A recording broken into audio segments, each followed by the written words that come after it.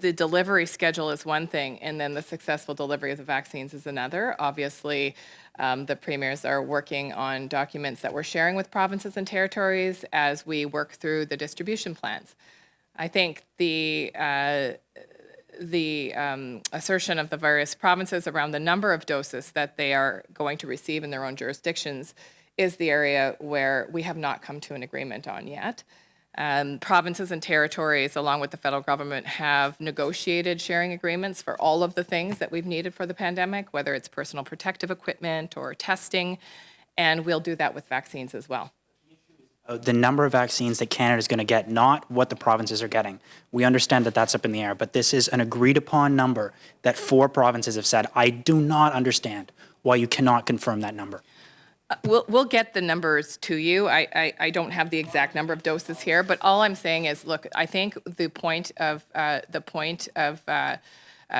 disagreement is the number of doses that the provinces and territories are projecting to get themselves. And again, I'll repeat, we will be working out and are working out with the provinces and territories a sharing agreement on the number of doses each province and territory can expect to receive when those vaccines arrive in Canada. There are a number of steps to continue to go through to receive those doses on Canadian soil, including the regulatory reviews, which are underway, by the way, right now for Pfizer and Moderna. And as we work through the agreement with provinces and territories on how we will share those doses, we'll come back to Canadians and be very clear and transparent. The provinces and territories, the health ministers, we also meet. I don't have the exact number of times that we've met, but we meet weekly to talk about what kinds of needs that they're anticipating in managing their own surge and how I best can be positioned to support them as the federal health minister.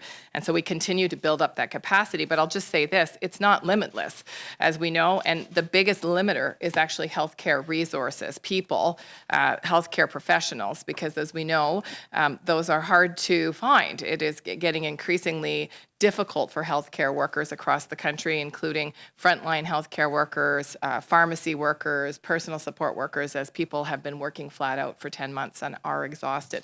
And that is a limiting factor for all of us.